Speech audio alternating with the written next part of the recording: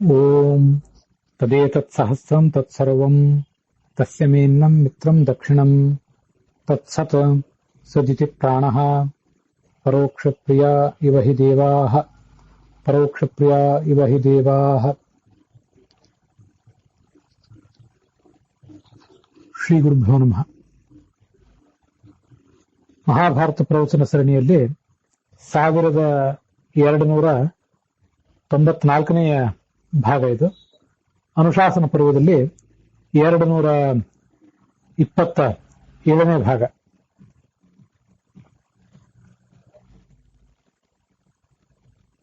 ಸ್ವಸ್ಯಸ್ತು ಸತಾಂ ಅಶೇಷ ಸನ್ಮಂಗಲಾನಿ ಭವಂತು. ಅಸ್ಮಿನ್ ನವರಾತ್ರ ಮಹೋತ್ಸವೆ ಸ್ತ್ರೀಪುಂರೂಪಸ್ಯ ಭಗವತಃ ರತಿದತ್ವಾತ್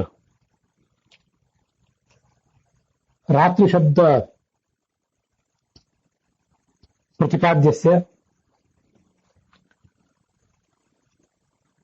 ಆರಾಧನಂ ಬೃಹತಿ ಸಹಸ್ರ ಮಂತ್ರಾಣಾಂ ವಿಷ್ಣು ಸಹಸ್ರನಾಮ್ನಾಂ ಚ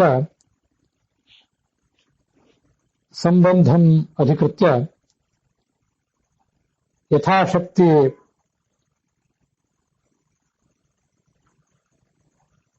ಪ್ರವಚನ ಶ್ರವಣಾದಿರೂಪೇಣ ಜ್ಞಾತ್ವಾ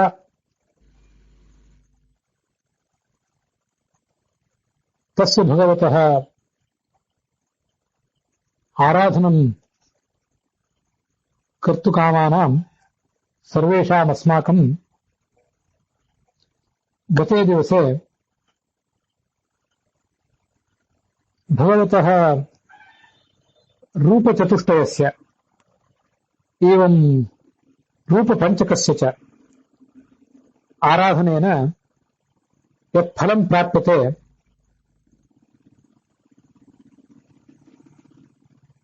ತದ್ವಿಷಯೇ ಕಿಂಚಿತ್ ಪ್ರಾಶ್ರಾವಿ. ಛಾಂದೋಗ್ಯೋಪನಿಷದಿ ಅಷ್ಟಮಾಧ್ಯಾಯೇ असौ वा आदित्यः पिङ्गलः इत्यादिरूपेण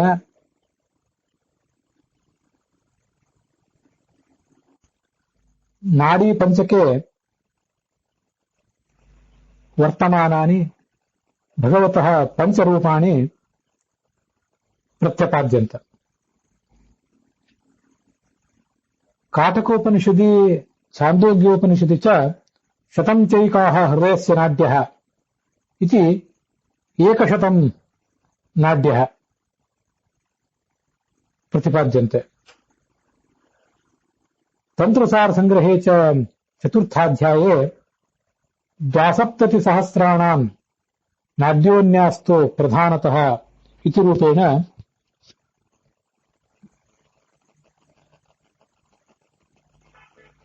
72,000 72,000 नाड्यः वर्तन्ते. तासु नाडीषु बृहती सहस्रमन्त्रैः प्रतिपाद्यः नारायणः वर्तते इत्यपि समवर्ण्यत. भगवतः अनिरुद्ध प्रद्युम्न संकर्षण रूपाणां चतुर्णां रूपाणां आराधनेन नारायण सहितानां पंचरूपाणां वा आराधनेन विशेषतः नाडीषु भगवतः रूपाणां आराधनेन सर्वे अपि रोगाः परिहर्तुं शक्यन्ते.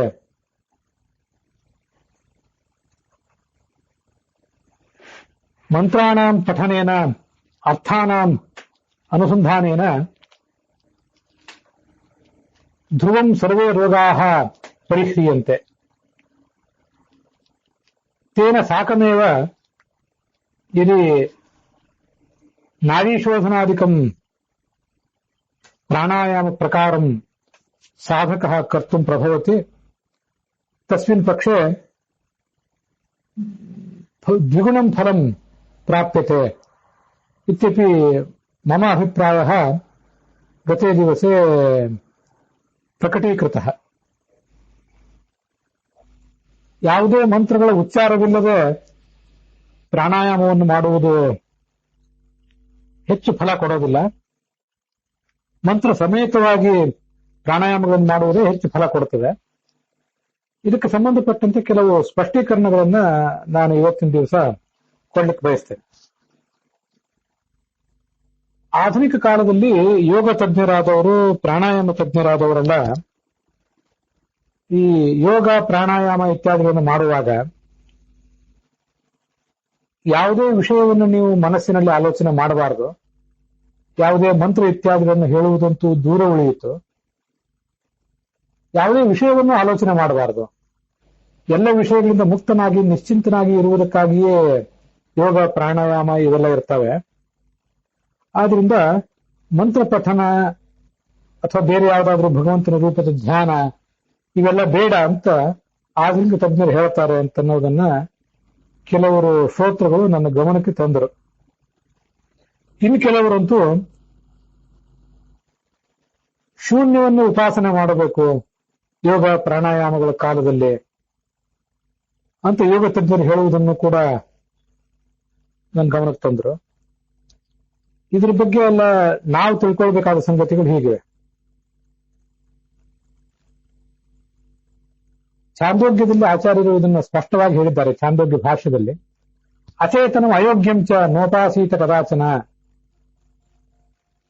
ಅಚೇತನವಾದದ್ದು ಜಡವಾದದ್ದನ್ನ ಮತ್ತು ಅಯೋಗ್ಯವಾದದ್ದನ್ನ ಯಾವತ್ತೂ ಕೂಡ ಯಾವ ರೀತಿಯಿಂದಲೂ ಉಪಾಸಿಸಬಾರದು. ಯಾವತ್ತೂ ಸಾಧಕನಾದವನು ಚೇತನವಾದದ್ದನ್ನೇ ಉಪಾಸಿಸಬೇಕು. ಯಾವ ಜಡವೂ ಕೂಡ ಯಾವುದೇ ರೀತಿಯಾದಂತಹ ಫಲವನ್ನು ಕೊಡುವುದಿಲ್ಲ ಅನ್ನೋದನ್ನ ನಾವು ಎಚ್ಚರದಲ್ಲಿಟ್ಕೊಂಡಿರ್ಬೇಕು. ಛಾಂದೋಗ್ಯ ಭಾಷ್ಯದಲ್ಲಿ ಈಗ ಆಚಾರ್ಯ ಹೇಳ್ತಾನೆ, ಅಚೇತನಂ ಅಯೋಗ್ಯಂಚ ತಥೈವ ಅತಾತ್ವಿಕಂ ಕ್ವಚಿತ್ ನೋಪಾಸೀತ ಪರೋನರ್ಥಃ ಸ್ಯಾತ್ ತಥೋಪಾಸನಾಕೃತಃ. ಅಚೇತನವಾದದ್ದನ್ನ, ಜಡವಾದದ್ದನ್ನ, ಅಯೋಗ್ಯವಾದದ್ದನ್ನ, ನಮ್ಮ ಉಪಾಸನೆಗೆ ಯಾವುದು ಅಯೋಗ್ಯವೋ ಹಾಗೆ ಅತಾತ್ವಿಕವಾದದ್ದನ್ನ, ಶಾಸ್ತ್ರಕ್ಕೆ ವಿರುದ್ಧವಾದನ್ನ ಯಾವತ್ತೂ ಉಪಾಸಿಸಬಾರದು, ಆರಾಧಿಸಬಾರದು. ಅದರಿಂದ ಮಹಾನ್ ಅನರ್ಥ ಇದೆ ಆ ಥರ ಉಪಾಸನೆ ಮಾಡುವವನಿಗೆ. ದರ್ಭ ಚರ್ಮಾದಯಶ್ಚ ಅತಃ ದೇವತಾಶ್ಯಭಿಮಾನಿನಃ. ಯಜ್ಞದಲ್ಲಿ ಉಪಯೋಗ ಮಾಡುವಂತಹ ದರ್ಭ ಮೊದಲಾದ ವಸ್ತುಗಳೇನಿವೆ ಅದೆಲ್ಲ ಕಡೆ ಅದಕ್ಕೆ ಅಭಿಮಾನಿಗಳಾದಂತಹ ಬೇರೆ ಬೇರೆ ದೇವತೆಗಳಿದ್ದಾರೆ. ನಹಿ ಅಚೇತನಕಂ ಕಿಂಚಿತ್ ಫಲದಂ ಸ್ಯಾತ್ ಕದಾಚನ. ಅಚೇತನವು ಯಾವತ್ತೂ ಜಡವಾದ್ರಿಂದ ಯಾವ ಫಲವನ್ನು ಕೊಡಲಾರದು. ನಾವು ಏನೇನು ಪ್ರಾರ್ಥನೆ ಮಾಡ್ತೀವಿ ಅಂತ ಅನ್ನೋದು ಆ ಜಡಕ್ಕೆ ತಿಳಿತದೇನೋ, ಅದು ಹೇಗೆ ಫಲ ಕೊಟ್ಟಿತ್ತು. ಔಷಧವನ್ನು ತಗೊಳ್ತೀವಲ್ಲ, ಔಷಧದಿಂದ ಫಲ ಸಿಗ್ತದಲ್ಲ ಅಂತ ನಮಗೊಂದು ಪ್ರಶ್ನೆ ಬರಬಹುದು. ಔಷಧಾದಿಷು ಚ ಏತಸ್ಮಾತ್ ದೇವಾಯವ ವರಪ್ರದಾಹ. ಔಷಧವನ್ನು ನಾವು ತೆಗೆದುಕೊಂಡಾಗ ಆ ಔಷಧಗಳಲ್ಲಿ ಅಭಿಮಾನಿಗಳಾದಂತಹ ಅನೇಕ ದೇವತೆಗಳಿರ್ತಾರೆ. ಆ ಎಲ್ಲ ದೇವತೆಗಳೇ ನಮಗಲ್ಲಿ ಫಲ ಕೊಡೋದು. ಔಷಧಾದಿ ಸ್ಥಿತಾಹ ದೇವಾಹ ತೇ ಅಗ್ನಿ ದುಷ್ಟ ಫಲಪ್ರದಾಹ. ಒಳಗೆ ದೇವತೆಗಳಿರ್ತಾರೆ, ಅವರೇ ಫಲ ಕೊಡ್ತಾರೆ. ಆದ್ರೆ ಆ ದೇವತೆಗಳು ಇದ್ದಾರೆ ಅಂತ ನಾವು ತಿಳ್ಕೊಂಡಿದ್ರೆ ರೋಗ ಪರಿಹಾರ ಮಾಡುವುದಲ್ಲದೆ ಆಧ್ಯಾತ್ಮಿಕ ಫಲವನ್ನು ಕೊಡ್ತಾರೆ. ಅದನ್ನು ತಿಳ್ಕೊಳ್ಳದೆ ಹೋದ್ರೆ ರೋಗ ಪರಿಹಾರ ಮಾತ್ರ ಆಗ್ತದೆ, ಆಧ್ಯಾತ್ಮಿಕವಾಗಿ ಯಾವುದೇ ಲಾಭ ಅಂತ ಸಾಧಕನಿಗೆ ಆಗೋದಿಲ್ಲ.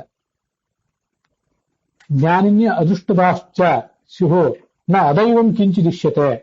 ಈ ಜಗತ್ತಿನಲ್ಲಿ ಅಭಿಮಾನಿ ದೇವತಾ ರಹಿತವಾದ ಸಂಗತಿಯೇ ಯಾವುದೂ ಇಲ್ಲ ಅನ್ನೋದನ್ನ ನಾವು ತಿಳ್ಕೊಳ್ಬೇಕು. ಇದು ಸ್ಪಷ್ಟವಾಗಿ ಅಲ್ಲಿ ನಮ್ಗೆ ಕಾಣಿಸುವಂತಹ ಒಂದು ಸಂಗತಿ ಇದು ಛಾಂದೋಗ್ಯ ಭಾಷ್ಯದಲ್ಲಿ. ಆದ್ರಿಂದ ಈ ಪ್ರಾಣಾಯಾಮ ಯೋಗ ಇತ್ಯಾದಿಗಳನ್ನು ಮಾಡುವಾಗ ಶೂನ್ಯದ ಉಪಾಸನೆಯನ್ನು ಮಾಡುವುದನ್ನಾಗಲಿ, ಮತ್ತೆ ಯಾವುದೇ ಉಪಾಸನೆಯನ್ನು ಮಾಡದೆ ಮನಸ್ಸನ್ನ ಖಾಲಿ ಬಿಡುವುದಾಗಲಿ ಇದು ಯಾವುದೂ ನಮ್ಮ ಶಾಸ್ತ್ರದ ಅನುಸಂಧಾನಕ್ಕೆ ಹೊಂದುವಂತ ಸಂಗತಿ ಅಲ್ಲ. ಇದನ್ನ ನಾವು ಸ್ಪಷ್ಟವಾಗಿ ತಿಳ್ಕೊಳ್ಬೇಕು. ಮತ್ತೆ ಮನಸ್ಸಿನ ಆ ಸಂದರ್ಭದಲ್ಲಿ ನಾವು ಮಂತ್ರಗಳನ್ನು ಹೇಳ್ತಾ ಪ್ರಾಣಾಯಾಮ ಮಾಡುವುದರಿಂದ ಪ್ರಾಣಾಯಾಮ ಸರಿಯಾಗಿ ಮಾಡ್ಲಿಕ್ಕೆ ಆಗೋದಿಲ್ಲ, ನಿಮ್ಗೆ ಅದರಿಂದ ಉಪಯೋಗ ಆಗ್ಲಿಕ್ಕಿಲ್ಲ ಅಂತೆಲ್ಲ ಏನೇನೋ ಅವರು ಅಭಿಪ್ರಾಯ ಪಡ್ತಾರಲ್ಲ. ಆಧುನಿಕ ಕಾಲದ ಯೋಗ ತಜ್ಞರಿಗೆ ಈ ಧರ್ಮ ಗ್ರಂಥಗಳು ಏನ್ ಹೇಳ್ತವೆ, ಶಾಸ್ತ್ರ ಗ್ರಂಥಗಳು ಏನ್ ಹೇಳಿವೆ ಅಂತ ಅನ್ನೋದು ಗೊತ್ತೇ ಇಲ್ಲ. ಒಂದು ಸಂಗತಿ, ಯೋಗ ಕಲಿಸುವವರು ಪ್ರಾಣಾಯಾಮ ಕಲಿಸುವವರು ಎಲ್ಲರೂ ಕೂಡ ಕಪಾಲಭಾತಿ, ಅನುಲೋಮ ವಿಲೋಮ, ವಿವಿಧ ಯೋಗಾಸನಗಳು, ಕೆಲವು ಕುಂಭಕ ಪ್ರಾಣಾಯಾಮಗಳು, ಶೀತ್ಕರಿ ಪ್ರಾಣಾಯಾಮ ಇತ್ಯಾದಿ ಯಾವುದಾದ್ರು ಪ್ರಾಣಾಯಾಮಗಳನ್ನು ಹೇಳಿಕೊಡ್ತಾರೆ. ನಾವು ನಿತ್ಯದ ಆನ್ಹಿಕದಲ್ಲಿ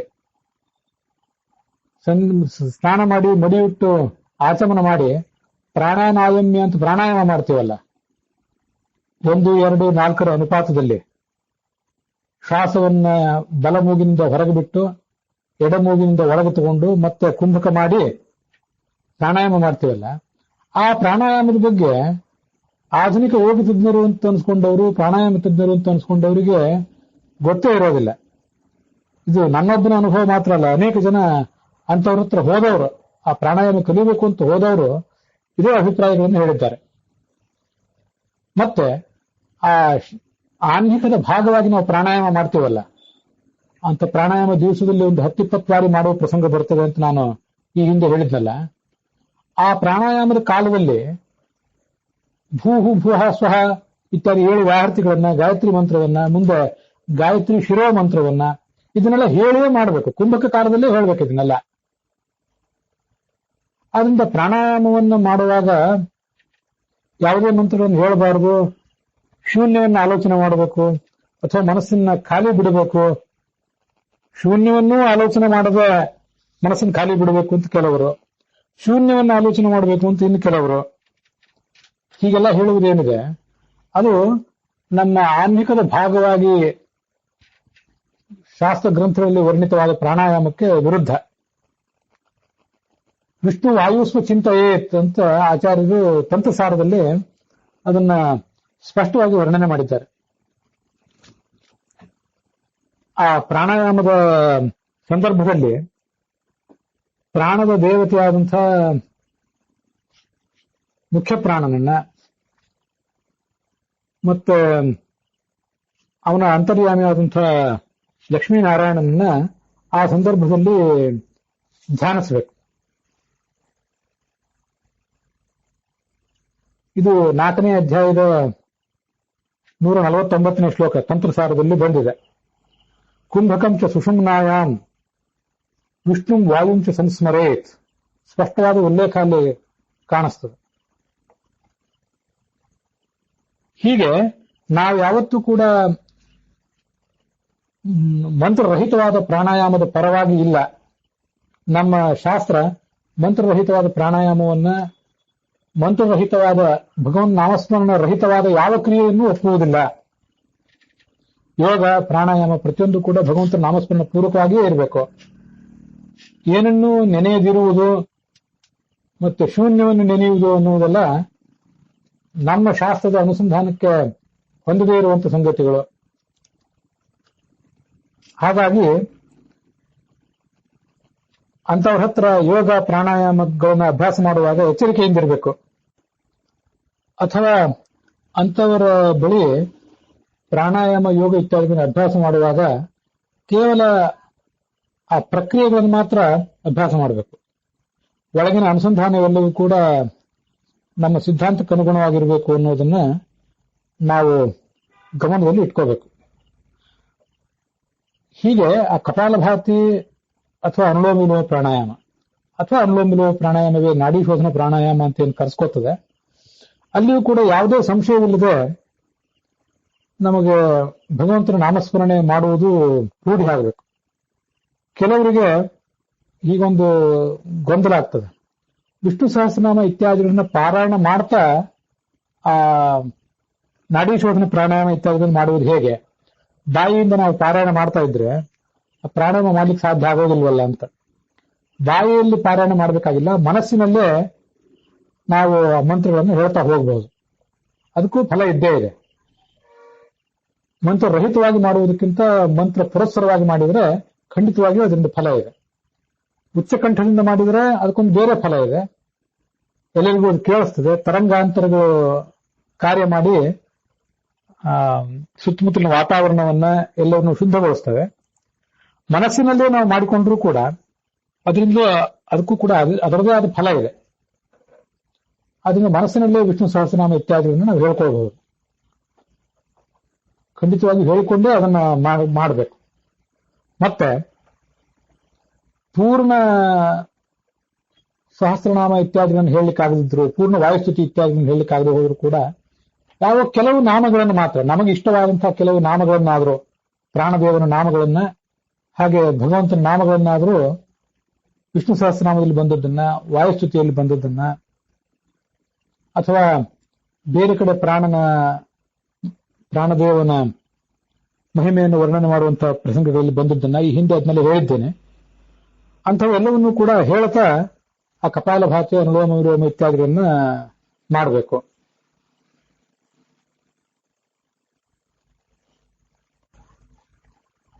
ತಂತ್ರಸಾರದಲ್ಲಿಯೇ 4ನೇ ಅಧ್ಯಾಯದಲ್ಲಿ 145, 146 ಈ ಶ್ಲೋಕಗಳಲ್ಲಿ ಈ ಸಂಗತಿ ಬಂದಿದೆ.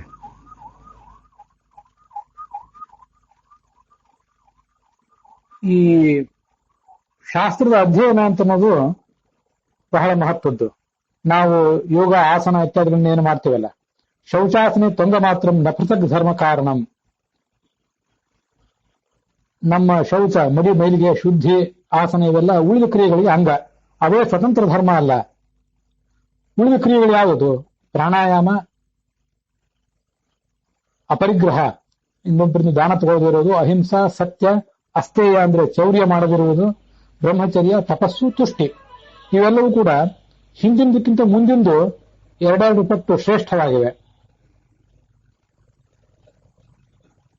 ಸ್ವಾಧ್ಯಾಯ ಅತಃ ಕೋಟಿ ಗುಣ. ತುಷ್ಟಿ ಅಂದ್ರೆ ತೃಪ್ತಿ, ಆತ್ಮತೃಪ್ತಿ.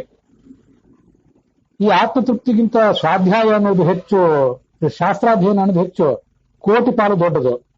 ಅದಕ್ಕಿಂತಲೂ ಭಗವಂತನ ಪೂಜಾ ಅನ್ನೋದು ಇನ್ನೂ ದೊಡ್ಡದು. ಧ್ಯಾನ ಅನ್ನೋದು ಆ ಭಗವಂತನ ಪೂಜೆಗಿಂತ 3 ಪಟ್ಟು ಮಿಗಿಲು.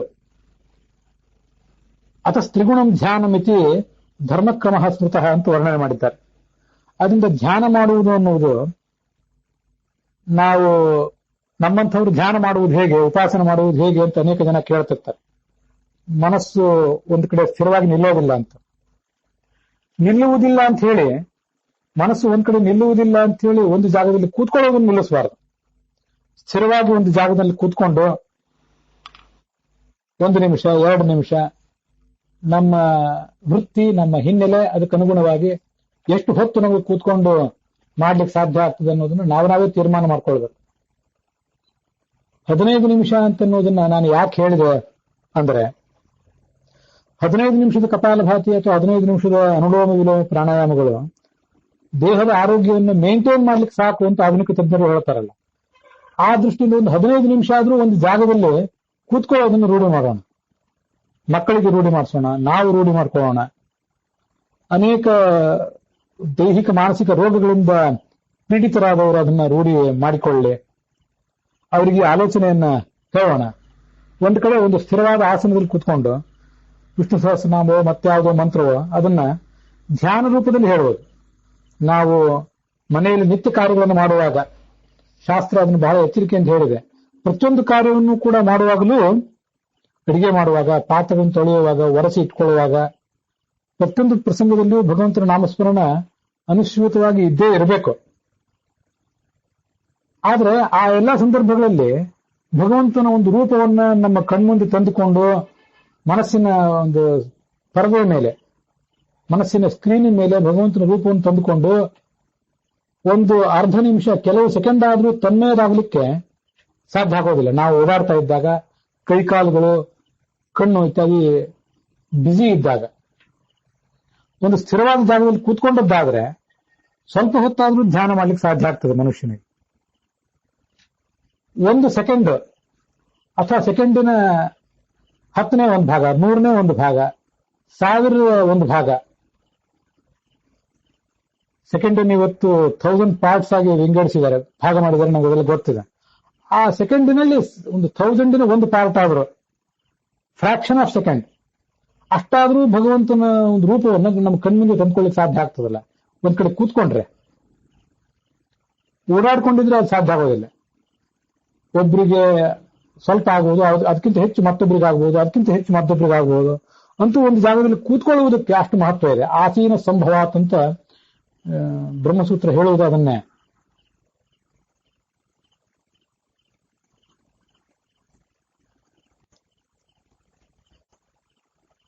ಸ್ಮರಣೋಪಾಸನಂ ಚ ಧ್ಯಾನಾತ್ಮಕಮಿತಿ ದ್ವಿಧ ಸ್ಮರಣಂ ಸರ್ವದಾ ಯೋಗ್ಯಂ ಧ್ಯಾನೋಪಾಸನಂ ಆಸನೆ ಅಂತ ಆ ಸೂತ್ರದಲ್ಲಿ ಆಚಾರ್ಯರು ಭಾಷ್ಯದಲ್ಲಿ ತೋರಿಸ್ತಾರೆ. ಸ್ಮರಣೋಪಾಸನೆ ಮತ್ತು ಧ್ಯಾನೋಪಾಸನೆ ಅಂತ ಎರಡಿವೆ. ಭಗವಂತನ ನೆನಪು ಮಾಡಿಕೊಳ್ಳುವುದು, ನಾವೆಲ್ಲಿಯೋ ಓಡಾಡ್ತಾ ಇದ್ದಾಗ, ಅದು ವಾಹನದಲ್ಲಿದ್ದಾಗ ಭಗವಂತನ ಬಗ್ಗೆ ನೆನಪು ಮಾಡಿಕೊಳ್ಳುವುದು, ಅದೊಂದು ಒಂದು ಉಪಾಸನೆಯೇ, ಸ್ಮರಣೋಪಾಸನೆ ಅಂತ ಹೇಳ್ತಾರೆ ಅದನ್ನು. ಧ್ಯಾನೋಪಾಸನೆ ಮತ್ತು ಎರಡನೇದ್ದು. ಆ ಸ್ಮರಣೋಪಾಸನೆ ಅನ್ನುವುದೇನಿದೆಯಲ್ಲ, ಸ್ಮರಣಂ ಸರ್ವದಾ ಯೋಗ್ಯಂ. ನಾವು ಯಾವುದೇ ಹಂತದ ಸ್ಥಿತಿಯಲ್ಲಿದ್ದರೂ ಭಗವಂತನನ್ನು ನೆನಪು ಮಾಡಿಕೊಳ್ಬಹುದು, ಮಲಗಿಕೊಂಡು, ಕೂತ್ಕೊಂಡು, ಓಡಾಡಿಕೊಂಡು. ಆದ್ರೆ ಧ್ಯಾನೋಪಾಸನೆಯನ್ನು ಮಾತ್ರ ಕೂತ್ಕೊಂಡೇ ಮಾಡಬೇಕು ಅಂತ ಇದೆ. ಧ್ಯಾನೋಪಾಸನ ಆಸನೆ, ಒಂದ್ ಕಡೆ ಕೂತ್ಕೊಂಡು ಮಾಡುವುದಕ್ಕೆ ಅಷ್ಟು ಮಹತ್ವ ಇದೆ. ಆಗ ಭಗವಂತನಿಗೆ ನಾನಾ ಥರದ 5 ನಾಡಿಗಳಲ್ಲಿರುವ ರೂಪ, 72,000 ನಾಡಿಗಳಲ್ಲಿರುವ ರೂಪ, ಅರ್ಧನಾರೀನರ ರೂಪನಾದ ಭಗವಂತ, ಚಂದ್ರಮಂಡಲದಲ್ಲಿರುವ ಭಗವಂತ, ಸೂರ್ಯಮಂಡಲದಲ್ಲಿರುವ ಭಗವಂತ, ಸ್ವಯಂಭೂ ಮನುವಿನಲ್ಲಿ ಶಿವನಲ್ಲಿ ಅಂತರ್ಯಾಮಿಯಾದ ಭಗವಂತ, ಮುಖ್ಯ ಪ್ರಾಣನಲ್ಲಿ ಅಂತರ್ಯಾದ ಭಗವಂತ. ಇದು ನಾವು ಶಾಸ್ತ್ರದಲ್ಲಿ ಏನೇನು ಶ್ರವಣ ಮಾಡಿದ್ದೇವೆ ಅದನ್ನೆಲ್ಲ ಈ ಸಂದರ್ಭದಲ್ಲಿ ನಮಗೆ ಹೇಳ್ಕೊಳ್ಳಿಕ್ಕೆ, ನೆನಪು ಮಾಡ್ಕೊಳ್ಳಿಕ್ಕೆ, ಮನಸ್ಸಿನ ಸ್ಕ್ರೀನಿಂಗ್ ಮೇಲೆ ತಂದ್ಕೊಳ್ಳಿಕ್ಕೆ ಸುಲಭ ಆಗ್ತದೆ. ಅದಕ್ಕಾಗಿ ಇದನ್ನು ಮಾಡುವುದನ್ನ ನಾವು ರೂಢಿ ಮಾಡ್ಕೊಳ್ಬೇಕು. ದ್ವಾಸಪ್ತತಿ ಸಹಸ್ರಾಣಾಂ ರೂಪಾಣಾಂ ಪರ್ಯುಪಾಸನಾತ್, ಇದು ಐತರೇಯ ಉಪನಿಷತ್ತಿನ ಭಾಷೆಯಲ್ಲಿ ನಾವು ನೋಡುವಂಥ ಸಪ್ತತ್ವ ಅನ್ನೋ ಗ್ರಂಥದ ಶ್ಲೋಕ. ಬೃಹತಿ ಸಹಸ್ರ ಉಪಾಸನೆ ಅದು ಭಗವಂತನ ಸರ್ವೋತ್ತಮತ್ವಕ್ಕೆ, ಜ್ಞಾನಕ್ಕೆ ಹೇಗೆ ಕಾರಣ ಅನ್ನೋದನ್ನು ನಾವು ನೋಡುವಂಥ ಭಾಗ. 72,000 ರೂಪಗಳನ್ನ ಈ ಬೃಹತಿ ಸಹಸ್ರದ ವ್ಯಂಜನಾಕ್ಷರ ಮತ್ತು ಸ್ವರಾಕ್ಷರಗಳಲ್ಲಿ, ವರ್ಷದ ಹಗಲು ರಾತ್ರಿಗಳಲ್ಲಿ ಮತ್ತೆ ನಾಡಿಗಳಲ್ಲಿ ಉಪಾಸನೆ ಮಾಡುವುದರಿಂದ ಭಗವಂತನ ಶ್ರೇಷ್ಠತೆ ಗೊತ್ತಾಗ್ತದೆ. ಪ್ರಾಪ್ನೋತಿ ದೇವತಾಶ್ಚೈವ ಕೇಶವಾಂತಹ ಕ್ರಮೇಣತು, ಕ್ರಮವಾಗಿ ಈ ಎಲ್ಲ ದೇವತೆಗಳನ್ನ ಅವನು ತಿಳಿದು ಅವರವರ ಮೂಲಕವಾಗಿ ಕೊನೆಗೆ ಭಗವಂತನನ್ನು ಹೋಗಿ ತಲುಪ್ತಾನೆ. ಯೋಗ್ಯ ಅಸ್ಯಾಹ ವಿದ್ಯಾಯಾಹ ದೇವಾಹ ಋಷಯ ಏವಚ. ನಾವು ಇದನ್ನ, ಈ ಸಂಗತಿಯನ್ನು 72,000 ರೂಪಗಳಿಂದ ಭಗವಂತನನ್ನು ಉಪಾಸನೆ ಮಾಡುವುದನ್ನ, ಉಪಾಸನೆ ಮಾಡ್ಲಿಕ್ಕೆ ನಮಗೆ ಆಗದೇ ಇರಬಹುದು, ನಾವು ಇದನ್ನ ತಿಳ್ಕೊಳ್ಳಿಕ್ಕೆ ಅಧಿಕಾರಿಗಳು ಮನುಷ್ಯರು. ನಮ್ಮ ಶರೀರದಲ್ಲಿ ನಾವು ಕೂತ್ಕೊಂಡು ಧ್ಯಾನ ಮಾಡುವಾಗ ನಮ್ಮ ಶರೀರದಲ್ಲಿ 72,000 ರೂಪಗಳಿಂದ ಭಗವಂತ ಇದ್ದಾನೆ ಅಂತ ತಿಳ್ಕೊಳ್ಬಹುದು. ಆದ್ರೆ 72,000 ರೂಪಗಳನ್ನ ಉಪಾಸನೆ ಮಾಡಿ ಅಂಥ ರೂಪಗಳನ್ನ ಸಾಕ್ಷಾತ್ಕಾರ ಮಾಡಿಕೊಳ್ಳೋದಕ್ಕೆ, ಪ್ರತ್ಯಕ್ಷೀಕರಿಸಿಕೊಳ್ಳುವುದು ನಮಗೆ ಆಗೋದಿಲ್ಲ. ದೇವತೆಗಳು, ಋಷಿಗಳು ಅದಕ್ಕೆ ಅರ್ಹರು. ಇಲ್ಲೂ ಕೂಡ ಒಂದು ವಿವಾದ ಜನಸಾಮಾನ್ಯರಲ್ಲಿ ಕಾಣಿಸ್ತದೆ. ದೇವತೆಗಳು ಮತ್ತು ಋಷಿಗಳು ಅಂತ ಮಾತ್ರ ಬಂತಲ್ಲ, ಹಾಗಾದ್ರೆ ನಾವು ಇದನ್ನ ಹೇಗೆ ಆಲೋಚನೆ ಮಾಡಬೇಕು? ಧ್ಯಾನ ಅನ್ನುವುದು ನಾವು ಮಾಡಲೇಬಾರದದ್ದು. ಧ್ಯಾನ, ಉಪಾಸನೆ ನಮ್ಮ ಸಂಬಂಧವೇ ಪಡೆದ ಸಂಗತಿ ಅಂತ ಅನೇಕರು ಅನೇಕ ಉಪಾಸನೆಗಳ ಬಗ್ಗೆ ಆಲೋಚನೆ ಮಾಡ್ತಾರೆ. ಯಾವುದನ್ನ ದೇವತೆಗಳು, ಋಷಿಗಳು ಮಾತ್ರ ಮಾಡಬೇಕು ಅಂತ ಸರ್ವಮೂಲದಲ್ಲಿ ಸ್ಪಷ್ಟವಾಗಿ ಹೇಳ್ತಾರೋ ಅಂಥದನ್ನ ದೇವತೆಗಳು, ಋಷಿಗಳು ಮಾತ್ರ ಮಾಡ್ಕೋತಾರೆ. ಆ ರೂಪಗಳ ಸಾಕ್ಷಾತ್ಕಾರವನ್ನು ಅವರು ಮಾಡ್ಕೋತಾರೆ. ನಾವು ಅದನ್ನು ಕೇವಲ ತಿಳ್ಕೊಳ್ಳಿಕ್ಕೆ ಅಧಿಕಾರಿಗಳು. ನಾವು ಪ್ರಾಣಾಯಾಮ ಮಾಡುವಾಗ ಅಥವಾ ವಿಷ್ಣು ಸಹಸ್ರನಾಮವನ್ನು ಪಠನ ಮಾಡುವಾಗ 72,000 ರೂಪಗಳಿಂದ ಭಗವಂತ ನಮ್ಮ ಶರೀರದಲ್ಲಿದ್ದಾನೆ, ಹಗಲು ರಾತ್ರಿಗಳಲ್ಲಿದ್ದಾನೆ ಅಂತ ತಿಳಿದುಕೊಂಡ್ರೆ ಅದರಿಂದ ನಮಗೆ ಯಾವುದೇ ಬಾಧಕವಿಲ್ಲ. ನಾವು ಇನ್ನೇನು ಸಾಕ್ಷಾತ್ಕಾರಕ್ಕಾಗಿ ಮಾಡ್ತಾ ಇಲ್ಲ. ಶಾಸ್ತ್ರದಲ್ಲಿ ಶ್ರವಣ ಮಾಡಿದ್ದನ್ನ ಆ ಹಂತದಲ್ಲಿ ನೆನಪು ಮಾತ್ರ ಮಾಡ್ಕೊಳ್ತಾ ಇದ್ದೇವೆ. ಅದರಿಂದ ನಮಗದು ಯಾವ ದೃಷ್ಟಿಯಿಂದಲೂ ನಮಗೆ ಬೇಡವಾದ ವಿಷಯ ಅಲ್ಲ, ಅದು ನಾವು ಮಾಡಬೇಕಾದ ವಿಷಯವೇ ಅದು. ಈ ಮುಂದೆ ನಾವು ನೋಡಬೇಕಾದದ್ದು ಆ ಐತರೇಯ ಉಪನಿಷತ್ತಿನ ದ್ವಿತೀಯಾರಣ್ಯಕದ 2ನೇ ಆರಣ್ಯಕದ ತೃತೀಯಾಧ್ಯಾಯ. ಬೃಹತಿ ಸಹಸ್ರದಲ್ಲಿ ಪಂಚರೂಪಿಯಾದ ಭಗವಂತನ ಉಪಾಸನೆ ಬಗ್ಗೆ ಕಳೆದ ದಿವಸ ನೋಡಿದ್ದೇವೆ. ಸ್ವಲ್ಪ ಅದರ ವಿವರ ಇಲ್ಲಿ ಇವತ್ತಿನ ದಿವಸ ನಾವು ನೋಡ್ಬೇಕಾದಂಥದ್ದು. ಯೋಹವ ಆತ್ಮಾನಂ ಪಂಚವಿಧಮುಕ್ತಂ ವೇದ ಯಸ್ಮಾದ್ಧೀದಂ ಸರ್ವಮುತ್ತಿಷ್ಠತಿ ಸ್ವಸಂಪ್ರತಿವಿತ್ ಯೋಸೌ ನಾರಾಯಣೋ ದೇವ ಪರಮಾತ್ಮ ಸನಾತನಃ. ಆ ಪರಮಾತ್ಮನ ಬಗ್ಗೆ ಇಲ್ಲಿ ಅವನ ಪಂಚರೂಪಗಳ ಬಗ್ಗೆ ವರ್ಣನೆ ಮಾಡಿದ್ದಾರೆ.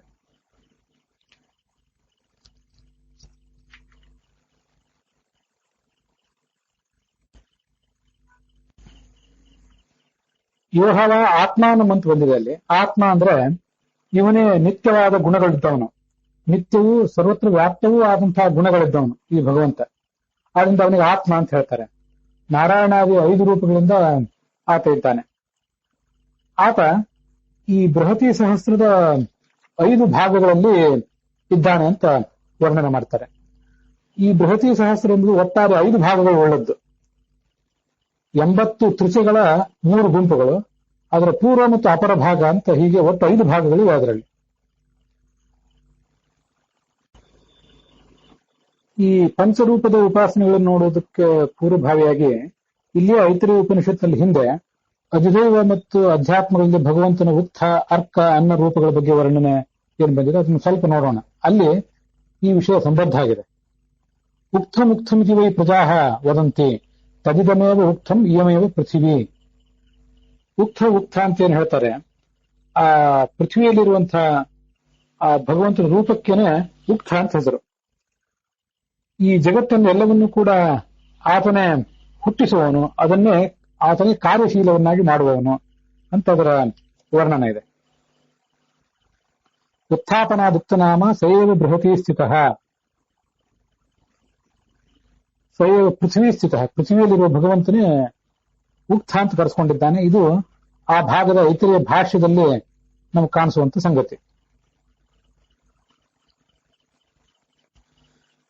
ತ್ರಿಚಾಶೀತಿ ವಿಭಿನ್ನಸ್ಯ ಶಸ್ತ್ರಸ್ಯ ಅನ್ನತ್ವ ಹೇತುತಃ ವಿಷ್ಣೋ ತ್ರಿಚಾಶೀತಿವತ್ ಸ್ಯಾತ್ ಪ್ರಸಿದ್ಧಾನ್ನಮಿತಿ ಸ್ಫುಟಂ ಅನ್ನಾಭಿಮಾನಿ ದೇವಶ್ಚ ತ್ರಿಚಾಶೀತ್ಯಾಸ್ಯ ದೇವತಾ ಅಂತ ಅಲ್ಲೇ ಮುಂದುವರೆದ ಭಾಷ್ಯದಲ್ಲಿ ಆಚಾರ್ಯರು ಹೀಗೆ ಹೇಳ್ತಾರೆ. ಈ ಶಸ್ತ್ರ ಮಂತ್ರ ಅಂದ್ರೆ ಈ ಬೃಹತಿ ಸಹಸ್ರ ಮಂತ್ರ 80 ತ್ರಿಚೆಗಳಾಗಿ ವಿಭಕ್ತವಾಗಿದೆ. ತ್ರಿಚ ಅಂದ್ರೆ 3 ಋಕ್ಗಳ ಒಂದು ಸಮೂಹ, ಗುಂಪು. ಋಕ್ ಅಂದ್ರೆ ಸಾಮಾನ್ಯ ಒಂದೊಂದು ಮಂತ್ರ, ಒಂದೊಂದು ಶ್ಲೋಕ. ಅದರ ಅಂತಹ 3 ಋಕ್ಕಗಳನ್ನು ಸ್ವೀಕಾರ ಮಾಡಿದ್ರೆ ಅದು ಒಂದು ತ್ರಿಚ ಅಂತ ಕರೆಸ್ಕೋತದೆ. 80 ತ್ರಿಚೆಗಳು ಈ ಶಸ್ತ್ರ ಮಂತ್ರದಲ್ಲಿ ಇವೆ. ಅವು ಭಗವಂತನಿಗೆ ಅತ್ಯಂತ ಪ್ರೀತಿಕರ, ಅವನ ನಿವೇದನಕ್ಕೆ ಅನ್ನದಂತೆ ಅತ್ಯಂತ ಪ್ರೀತಿಕರ ಅದು. ಇದಕ್ಕೆ ಅನ್ನಕ್ಕೆ ಅಭಿಮಾನಿಯಾದಂತಹ ಚಂದ್ರನೇ ಈ ತ್ರಿಚೆಗಳಿಗೂ ಕೂಡ ಅಭಿಮಾನಿ ದೇವತೆ ಆಗಿದ್ದಾನೆ.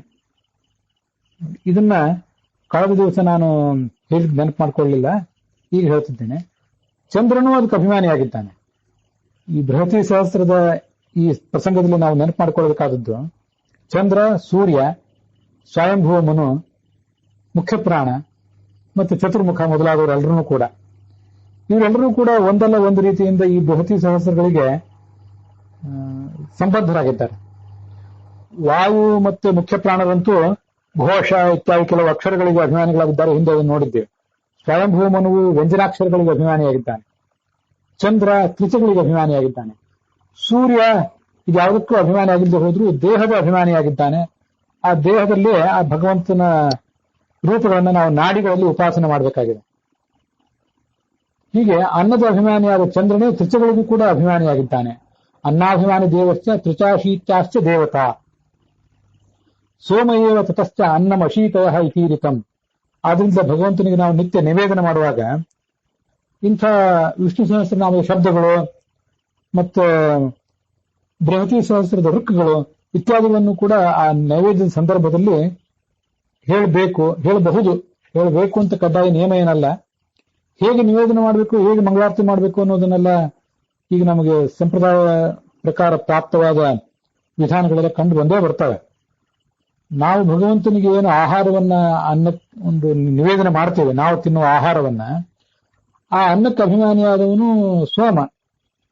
ಇದೆಲ್ಲ ಅನ್ನ ಅಂತಂದ್ರೆ ಕೇವಲ ರೈಸ್, ಅಕ್ಕಿಯಿಂದ ಮಾಡಿದ ಅನ್ನವೇ ಏನಲ್ಲ, ಒಟ್ಟಾರೆ ಆಹಾರ.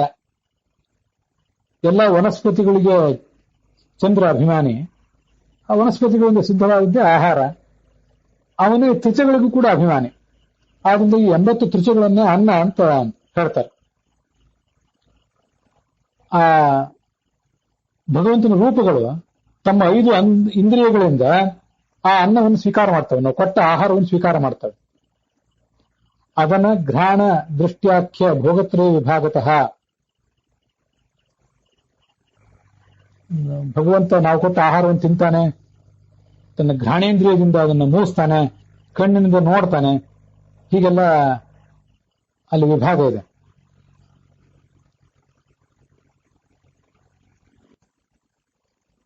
ವಿಷ್ಣೋರ್ವಾಗ್ ಭಾಗವೋ ರಾಮ ಘ್ರಾಣೋಸ್ಯ ನರಕೇಸರಿ ಚಕ್ಷುಸ್ತು ಕಪಿಲೋ ವಿಷ್ಣು ಅಜ್ಞಾದೀನಾಂ ಚ ಕಾರಣಂ. ನಮ್ಮ ಸ್ವರೂಪ ದೇಹದಲ್ಲೂ ಕೂಡ ಭಗವಂತ ವ್ಯಾಪ್ತನಾಗಿದ್ದಾನೆ. ನಮ್ಮ ಮುಖದಲ್ಲಿ ಭಗವಂತನ ಮುಖ, ಮೂಗು, ಕಣ್ಣು ಇತ್ಯಾದಿಗಳಿಗೆಲ್ಲ ಎಲ್ಲ ಕಡೆಯೂ ಕೂಡ ಆ ಭಗವಂತನ ಮುಖ, ಅವನ ಚಕ್ಷುರೇಂದ್ರಿಯ ಇತ್ಯಾದಿ ಇದ್ದೇ ಇವೆ. ಭಗವಂತನ ಆ ಮುಖಕ್ಕೆ ಪರಶುರಾಮ ಅಂತ ಹೆಸರು, ಭಗವಂತನ ಘ್ರಾಣೇಂದ್ರಿಯಕ್ಕೆ ನರಸಿಂಹ ಅಂತ ಹೆಸರು, ಅವನ ಕಣ್ಣುಗಳಿಗೆ ಕಪಿಲ ಅಂತ ಹೆಸರು.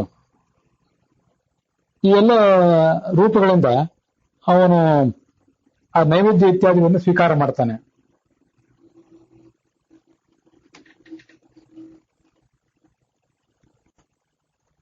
ಹೀಗೆ ಅಧಿದೈವದಲ್ಲಿ ನಾವು ಭಗವಂತನ ಎದುರಿಗೆ ಅನ್ನವನ್ನಿಟ್ಟಾಗ ತನ್ನ ಇಂದ್ರಿಯಗಳಿಂದ ಅನ್ನವನ್ನು ಆತ ಸ್ವೀಕಾರ ಮಾಡ್ತಾನೆ, ನಾವು ಕೊಟ್ಟದನ್ನು ಸ್ವೀಕಾರ ಮಾಡ್ತಾನೆ. ಅಧ್ಯಾತ್ಮದಲ್ಲಿ ಜೀವ ಸ್ವರೂಪ ದೇಹದ ಮುಖ, ಘ್ರಾಣೇಂದ್ರಿಯ, ಚಕ್ಷುರೇಂದ್ರಿಯಗಳಲ್ಲಿ ಪರಶುರಾಮ, ನರಸಿಂಹ, ಕಪಿಲ್ ಇತ್ಯಾದಿ ರೂಪಗಳಿಂದ ಇದ್ದು ಎಲ್ಲ ರೀತಿಯಾದಂತಹ ಭೋಗವನ್ನು ಅವನು ಮಾಡ್ತಾನೆ. ಹೀಗೆ ನಾವು ಭಗವಂತನಿಗೆ ನಿವೇದಿಸುವಂತಹ ಅನ್ನವೇನಿದೆ, ಆಹಾರ, ಇದು ಆ ತ್ರಿಚಗಳಂತೆ 80 ತ್ರಿಚಗಳೇನಿವೆ ಅದರಂತೆ ಈ ಅನ್ನವೂ ಕೂಡ ಭೋಗ್ಯವಾಗಿದೆ.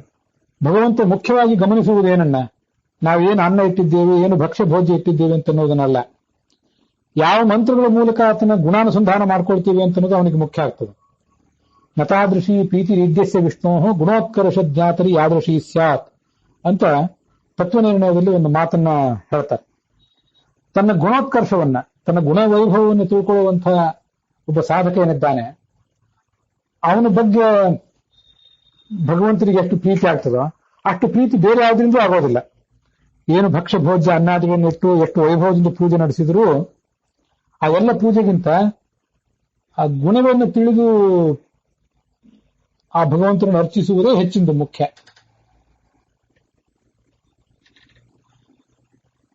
ಅದಕ್ಕಾಗಿ ಮೂಲ ಅನ್ನ ಯಾವುದು ಅಂದ್ರೆ ಈ ತ್ರಿಚ. ಆ ತ್ರಿಚೆಯಂತೆ ಬೃಹತಿ ಸಹಸ್ರದ ತ್ರಿಚಾಗಳೇ ಮೂಲ ಅನ್ನ, ಆತನಿಗೆ ಅತ್ಯಂತ ಪ್ರಿಯವಾದದ್ದು.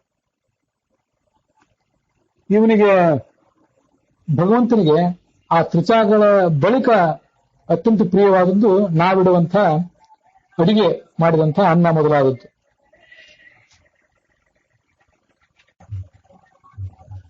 ಇಡೀ ಬೃಹತಿ ಸಹಸ್ರ ಮಂತ್ರದಲ್ಲಿ 5 ಭಾಗಗಳಿವೆ.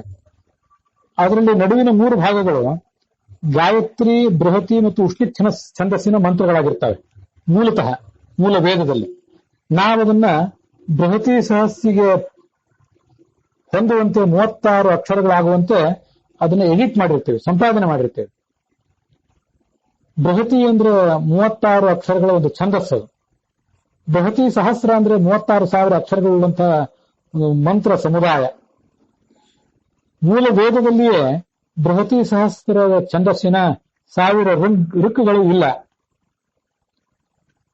ಋಗ್ವೇದದಲ್ಲಿ ಬೇರೆ ಬೇರೆ ಸ್ಥಳಗಳಲ್ಲಿ ಏನು ಬೇರೆ ಬೇರೆ ಛಂದಸ್ಸಿನ ಮಂತ್ರಗಳು ಬಂದಿವೆ, ಅವುಗಳಲ್ಲಿ ಅನೇಕವನ್ನ ಆಯ್ದುಕೊಂಡು 36 ಅಕ್ಷರಗಳು ಒಂದು ಋಕ್ ಮಂತ್ರದಲ್ಲಿ ಬರುವಂತೆ ಮಾಡಿದರೆ ಅದು ಒಂದು ಋಕ್ ಆಗ್ತದೆ. ಅಂಥವು 1000 ಋಕ್ಕುಗಳು, ಒಟ್ಟಾರೆ 36,000 ಅಕ್ಷರಗಳಾಗುವಂತೆ ಮಾಡಿದ್ರೆ ಅದಕ್ಕೆ ಬೃಹತಿ ಸಹಸ್ರ ಅಂತ ಕರೀತಾರೆ. ಅದರಲ್ಲಿ 5 ಭಾಗ. ನಡುವಿನ 3 ಭಾಗಗಳೇ ಗಾಯತ್ರಿ, ಬೃಹತಿ, ಉಷ್ಣಿಕ್ ಛಂದಸ್ಸಿನ ಮಂತ್ರಗಳಾಗಿರ್ತವೆ. ಅದನ್ನು ಬೃಹತಿಯಾಗಿ ಎಡಿಟ್ ಮಾಡುವುದಕ್ಕಿಂತ ಮುಂಚೆ ಗಾಯತ್ರಿಯಲ್ಲಿ 24 ಅಕ್ಷರ ಇರ್ತದೆ, ಉಷ್ಣಿಕ್ನಲ್ಲಿ 28 ಅಕ್ಷರಗಳು ಇರ್ತವೆ, ಬೃಹತಿಯಲ್ಲಿ 36 ಅಕ್ಷರಗಳಿರ್ತವೆ. ಈ 3 ಭಾಗಗಳಲ್ಲೂ ಕೂಡ 3 ಭಾಗ ಅಂದ್ರೆ 1, 2, 3, 4, 5 ಅಂತ ಬೃಹತಿ ಸಹಸ್ರ ಒಟ್ಟಾರೆ 5 ಭಾಗವಾಗಿ ವಿಭಕ್ತ ಆಗಿದೆ. ಆ 1ನೇದನ್ನು ಮತ್ತೆ 5ನೇದನ್ನು ಬಿಡೋಣ. 2, 3 ಮತ್ತು 4 ಏನಿವೆಯಲ್ಲ, ಆ 2, 3, 4 ಬಗ್ಗೆ ನಾವೀಗ ಮಾತಾಡ್ತಾ ಇದ್ದೇವೆ. ಆ 3 ಭಾಗಗಳು ಅವೇ ಮೂಲತಃ ಗಾಯತ್ರಿ, ಬೃಹತಿ ಮತ್ತು ಉಷ್ಣಿಕ್ ಛಂದಸ್ಸಿನಲ್ಲಿರುವ ಮಂತ್ರಗಳನ್ನು ಒಳಗೊಂಡದ್ದು. ಆಮೇಲೆ ನಾವು ಅದನ್ನ ಬೃಹತಿ ಸಹಸ್ರಕ್ಕೆ ಅನುಗುಣವಾಗುವಂತೆ ಎಡಿಟ್ ಮಾಡಿದೆವು. ನಾವಲ್ಲ, ಜ್ಞಾನಿಗಳು ಮಾಡಿದೆವು. ನಾವು ಅದನ್ನ ಓದುವ ಪ್ರಯತ್ನ ಮಾಡಿದೆವಷ್ಟೆ. ಈ 3 ಭಾಗಗಳಲ್ಲಿ, ಅರ್ಥಾತ್ 2, 3, 4ನೇ ಈ ಭಾಗಗಳಲ್ಲಿ 3 ಛಂದಸ್ಸುಗಳ ಅಂದ್ರೆ ಗಾಯತ್ರಿ, ಬೃಹತಿ, ಉಷ್ಣಿಕ್ ಛಂದಸ್ಸುಗಳ 80 ತ್ರಿಚಾಗಳಿವೆ. ತ್ರಿಚ ಅಂದ್ರೇನೆ 3 ರುಚಿಗಳ ಗುಂಪುಗಳು. ಒಟ್ಟಾರೆ ಅಕ್ಷರಗಳು 36,000 ಆಗ್ತವೆ. 80 ತ್ರಿಚುಗಳು ಅಂತ ಏನು ಇಲ್ಲಿ ಹೇಳಿದ್ರಲ್ಲ ಐತರೇಯದಲ್ಲಿ, ಈಗ ನಾವು ನೋಡ್ತಿರೋ ಭಾಗದಲ್ಲಿ ತ್ರಿಚಾಶೀತಿ ವಿಭಿನ್ನಸ್ಯ ಅಂತ ಹೇಳಿ ಈ 80 ತ್ರಿಚುಗಳನ್ನ ಯಾಕೆ ಹೇಳ್ತಾ ಇದ್ದಾರೆ ಅಂದ್ರೆ, ಒಟ್ಟಾರೆ ಬೃಹತಿ ಸಹಸ್ರ ಅನ್ನೋದು 1,000 ಋಕ್ಕುಗಳನ್ನು ಒಳಗೊಂಡಿದೆ. ಆದರೂ ಅದರಲ್ಲಿ 80 ತ್ರಿಚುಗಳು ಅನ್ನುವುದು ಕೇವಲ ಒಂದು ಭಾಗ ಅಷ್ಟೆ. ಅದನ್ನ ಆ ಒಂದು ಭಾಗವನ್ನ ಈಗ ಪಾಯಿಂಟ್ ಔಟ್ ಮಾಡಿದ್ದಾರೆ ಅಷ್ಟೆ. ಆದ್ರಿಂದ ಉಪನಿಷತ್ತು ಇದನ್ನ ಅಶೀತಿ ಅಂತ ಹೇಳಿದೆ. ಅನ್ನಂ ಅಶೀತಯ ಅನ್ನೇನ ಹಿ ಇದಂ ಸರ್ವಮಶ್ನುತೆ ಅಂತ ಹೇಳುವುದು ಆ ಕಾರಣಕ್ಕಾಗಿ.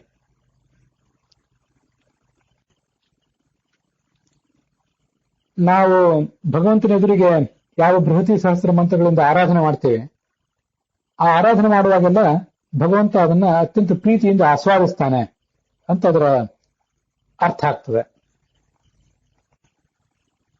ಉಪನಿಷತ್ತಿನಲ್ಲಿ ಅಂತರಿಕ್ಷಮೇವ ಉಕ್ತಂ ಅಂತರಿಕ್ಷಂ ವಾ ಅನುಪತಂತಿ ಅಂತರಿಕ್ಷಂ ಅನುಧಾವಯಂತಿ ತಸ್ಯ ವಾಯುರರ್ಕಃ ಇತ್ಯಾದಿ ರೂಪವಾಗಿ ವರ್ಣನೆ ಬಂದಿದೆ.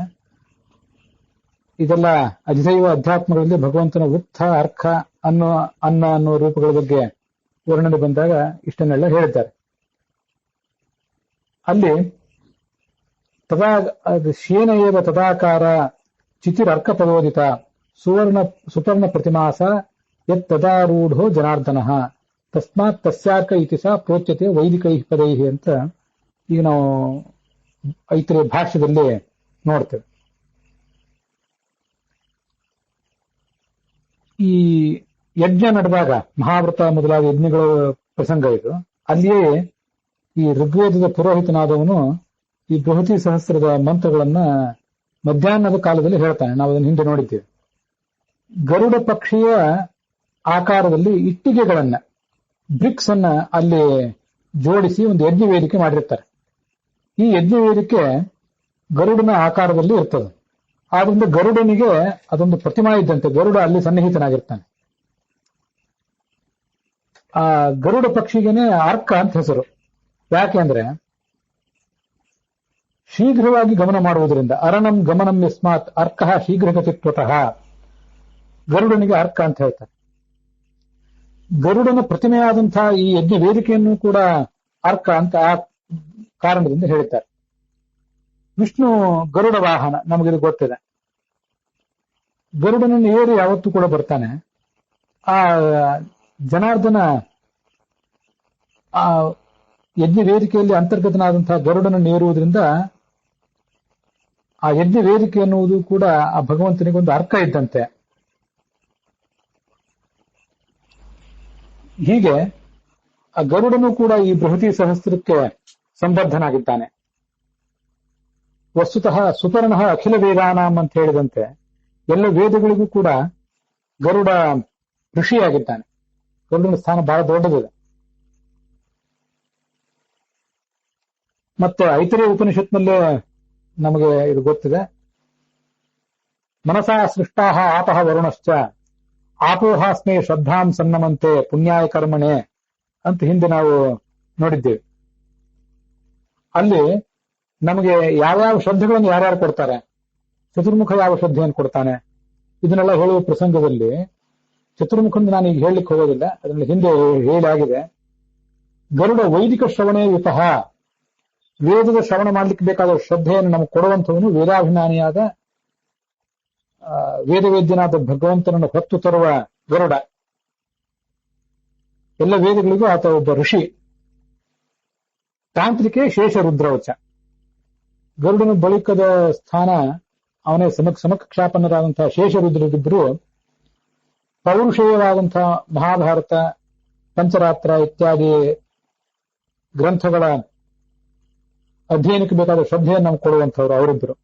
ವೇದಗಳ ಅಧ್ಯಯನಕ್ಕೆ ಬೇಕಾದ ಶ್ರದ್ಧೆಯನ್ನು ಕೊಡುವಂಥವನು ಗರುಡ ಆಗಿದ್ದಾನೆ. ಅದಕ್ಕಾಗಿ ಭಾಗವತದಲ್ಲಿ ಛಂದೋಮಯೇನ ಗರುಡೇನ ಸಮಸ್ಯಮಾನಃ ಅಂತ ಹೇಳೋದು.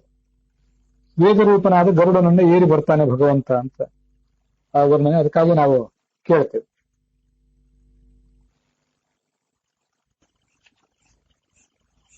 ಪಂಚವಿಧಮುಕ್ತಂ ವೇದ ಯೋಹವ ಆತ್ಮಾನಂ ಅಂತ ಏನು ಬಂತಲ್ಲ ದ್ವಿತೀಯಾರಣ್ಯಕದ ತೃತೀಯಾಧ್ಯಾಯದಲ್ಲಿ, ಅಲ್ಲಿ ಈ ಶಸ್ತ್ರಮಂತ್ರ ಅನ್ನೋದು 5 ಭಾಗ ಉಳ್ಳದ್ದು ಅಂತ ಬಂದಾಗ ಈ ಎಲ್ಲ ವಿವರಗಳನ್ನು ನಾವು ನೋಡಿದೆವು.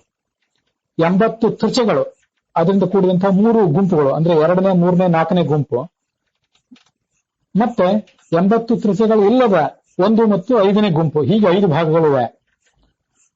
ಪ್ರಥಮೆ ಪಂಚಕಾದ್ ಭಾಗೆ ಸ್ಥಿತೋ ನಾರಾಯಣ ಪ್ರಭು. ಈ 5ರಲ್ಲಿ ಮೊದಲನೇ ಭಾಗದಲ್ಲಿ ಸ್ವಯಂ ನಾರಾಯಣ ಇದ್ದಾನೆ. 80 ತ್ರಿಚೆಗಳಿಂದ ಕೂಡಿದ 3 ಗುಂಪುಗಳಲ್ಲಿ ಮೊದಲನೇದ್ದೇನಿದೆಯಲ್ಲ ಅಂದ್ರೆ 2ನೇ ಗುಂಪು, ಆ 2ನೇ ಗುಂಪಿನಲ್ಲಿ ಗಾಯತ್ರಿ ಋಚೆಗಳಿಂದ ಗುಂಪಿನಲ್ಲಿ ಸದಾ ವಾಸುದೇವ ಇದ್ದಾನೆ. 2ನೇದ್ದು ವಾಸ್ತವಿಕವಾದ 5ರಲ್ಲಿ 3ನೇದ್ದು, ತ್ರಿಚಾಶೀತಿಗಳನ್ನು ಒಳಗೊಂಡಂಥದ್ರಲ್ಲಿ 2ನೇದ್ದು, ಒಟ್ಟಾರೆ 5 ಭಾಗಗಳಲ್ಲಿ 3ನೇದ್ದು. ಅಲ್ಲಿ ಬೃಹತಿ ಛಂದಸ್ಸಿನ ಗ್ರೀಕುಗಳ ಗುಂಪಿನಲ್ಲಿ ಸಂಕರ್ಷಣ ಇದ್ದಾನೆ.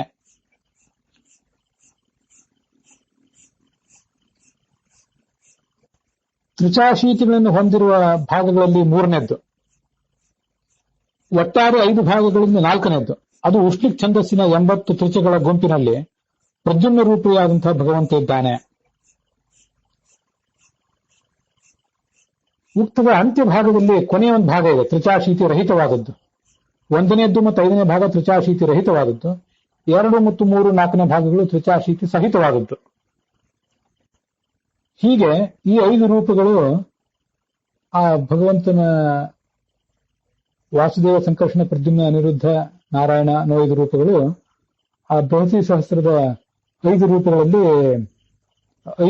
5 ಭಾಗಗಳಲ್ಲಿ ಪ್ರತಿಪಾದಿತ ಆಗಿದೆ. ಇದನ್ನು ತಿಳಿದವನು ಸರಿಯಾದ ಜ್ಞಾನಿ ಅಂತ ಕರೆಸ್ಕೋತಾನೆ. ಯದ್ಯಪ್ಯಸ್ಯ ಹರೇ ಸರ್ವರೂಪಾಣಿ ಅಖಿಲೈಹಿ ಗುಣೈಹಿ ಪೂರ್ಣಾನಿ. ಭಗವಂತನ ಯಾವ ರೂಪವು ಯಾವುದ್ರ ದೃಷ್ಟಿಯಿಂದ ಹೆಚ್ಚು ಕಡಿಮೆ ಏನಲ್ಲ, ಎಲ್ಲಾ ರೂಪಗಳು ಕೂಡ ಗುಣಪೂರ್ಣವಾದದ್ದೇ. ಆದರೂ ನಮ್ಮ ಉಪಾಸನೆಗಾಗಿ ಆತ ಬೇರೆ ಬೇರೆ ಕಡೆ ಹೀಗೆ ಇದ್ದಾನೆ. ಬೇರೆ ಬೇರೆ ನಾಡಿಗಳಲ್ಲಿ 5 ನಾಡಿಗಳಲ್ಲಿ ಬೇರೆ ಬೇರೆ ರೂಪದಿಂದಿದ್ದಾನೆ, ಬೃಹತಿ ಸಹಸ್ರಗಳಲ್ಲಿ ಈ 5 ರೂಪದಿಂದ ಇದ್ದಾನೆ ಅಂತ ಅವನ ಉಪಾಸನೆ ಮಾಡ್ತಾರೆ. ನಮ್ಮ ಉಪಾಸನೆಗಾಗಿ ಈ ಥರದ ವರ್ಣನೆಯನ್ನು ಮಾಡಿರ್ತಾರೆ ಅಷ್ಟೆ. ಅವನಿಂದಲೇ ಈ ಜಗತ್ತೆಲ್ಲ ವ್ಯಾಪ್ತವಾಗಿದೆ. ಏವಂ ಯಹ ಏವಂ ವೇತ್ತಿ ತಂ ವಿಷ್ಣು ಉಪಾಸ್ತೆ ಚ ಅಪರೋಕ್ಷತಃ. ಯಾರು ಅಂಥ ಭಗವಂತನನ್ನು ಉಪಾಸನೆ ಮಾಡಿ ಅಪರೋಕ್ಷವನ್ನು ಪಡ್ಕೋತಾನಲ್ಲ, ಸ ಮುಕ್ತಃ ಸಮಜಾತೀನಾಂ ಆಶ್ರಯಸ್ತಿ ಭವಿಷ್ಯತಿ. ಮುಕ್ತನಾಗಿ ತನ್ನ ಸಮಾನರಿಗೆ ಮುಖಂಡ ಅಂತ ಕರೆಸ್ಕೋತಾನೆ, ಅವರಿಗೆ ಆಶ್ರಯ ಕೊಡ್ತಾನೆ. ಇಲ್ಲಿ ನೋಡಿ, ಯಹ ಉಪಾಸ್ತೆ ಚ ಅಪರೋಕ್ಷತಃ ಅಂತ ಬಂದಿದೆ. ನಾವು ಇದನ್ನು ಪ್ರಾಣಾಯಾಮ ಮಾಡ್ತಾ ಕೂತಾಗ ಅಥವಾ ದೇವ್ರ ಪೂಜೆ ಮಾಡ್ತಾ ಕೂತ್ಕೊಂಡಾಗ ಇದನ್ನು ನೆನಪು ಮಾಡಿಕೊಳ್ಳಿಕ್ಕೆ ಯೋಗ್ಯರು. ಕಣ್ಣು ಮುಚ್ಚಿದ್ರು ಕೂಡ ಈ ಎಲ್ಲಾ ರೂಪಗಳು ನಮಗೇನು ಗೋಚರ ಆಗೋದಿಲ್ಲ. ನಾವು ಇದನ್ನು ಧ್ಯಾನ ಮಾಡಲಿಕ್ಕೆ ಯೋಗ್ಯರಷ್ಟೇ. ಧ್ಯಾನ ಮಾಡಿ ಅಪರೋಕ್ಷೀಕರಿಸಿಕೊಳ್ಳಿಕ್ಕೆ ಯೋಗ್ಯರಾದವರು ದೇವತೆಗಳಾಗಿದ್ದಾರೆ. ಅದನ್ನೇ ಮುಂದೆ ಹೇಳ್ತಾರೆ. ಬ್ರಹ್ಮ ಇಂದ್ರಾದ್ಯಾಹ ಹಿ ಯೋಗ್ಯಾಹ ಸಾಕ್ಷಾತ್ ಅಸ್ಮಿನ್ ಉಪಾಸನೆ. ಬ್ರಹ್ಮೇಂದ್ರಾದಿ ದೇವತೆಗಳೇ ಈ ಉಪಾಸನೆಗೆ ಯೋಗ್ಯರು ಮತ್ತು ಉಪಾಸನೆ ಮಾಡಿ ಭಗವದ್ ರೂಪವನ್ನು ಸಾಕ್ಷಾತ್ಕರಿಸಿಕೊಳ್ಳಿಕ್ಕೆ ಯೋಗ್ಯರು. ಉಪಾಸನೆ ಅಪರೋಕ್ಷತಃ ಅಂತ ಬಂದಿರೋದು, ಸಾಕ್ಷಾತ್ಕರಿಸಿಕೊಳ್ಳಿಕ್ಕೆ ಯೋಗ್ಯರು. ಬೇರೆಯವರಿಗೆ ಇದನ್ನು ತಿಳ್ಕೊಳ್ಳಿಕ್ಕೆ ಯೋಗ್ಯತಾ ಇದೆ. ಅನ್ಯೇಷಾಂ ಜ್ಞಾನ ಮಾತ್ರೇಣ ಯೋಗ್ಯ ಆಧಿಕ್ಯ ಆಪ್ಯತೆ. ಉಳಿದವರು ನಮ್ಮಂಥವ್ರು ಇದನ್ನು ತಿಳ್ಕೊಂಡ್ರೆ ನಮಗೂ ನಮ್ಮ ಸುತ್ತಮುತ್ತಲಿರುವ ನಡುವಿನಲ್ಲಿ ಒಂದು ಉತ್ತಮತ್ವ, ಅವರೆಲ್ಲರಿಗೂ ನಾವು ಆಶ್ರಯ ಕೊಡ್ಲಿಕ್ಕೆ ಅರ್ಹತೆಯನ್ನು ಪಡ್ಕೊಳ್ತೇವೆ. ನಾವು ಅವರಿಗೆ ಉಪಜೀವಿರಾಗ್ತೇವೆ. ಸಂಪತ್ತು, ಅಧಿಕಾರ, ಜ್ಞಾನ ಇತ್ಯಾದಿಗಳ ದೃಷ್ಟಿಯಿಂದ ನಾವು ಸುತ್ತಮುತ್ತಲಿನವರಲ್ಲಿ ಉತ್ತಮರಾಗ್ತೇವೆ. ಮತ್ತೆ ಸುತ್ತಮುತ್ತಲಿನವರಿಗೆ ನಮ್ಮ ನೆರವನ್ನ, ಸಹಾಯವನ್ನು ಕೊಟ್ಟು ಸಾಧ್ಯ ಆದಷ್ಟು ಭಗವಂತನ ಸೇವಾ ಮಾಡಲಿಕ್ಕೆ ಒಂದು ಅವಕಾಶವನ್ನು ಪಡ್ಕೋತೇವೆ ಅಂತ ಗೊತ್ತಾಗ್ತದೆ ಇದರಿಂದ. ಇಲ್ಲಿಗೆ ಈ ಭಾಗ ಸಮಾಪ್ತಿಯನ್ನು ಕಾಣ್ತಾ ಇದೆ.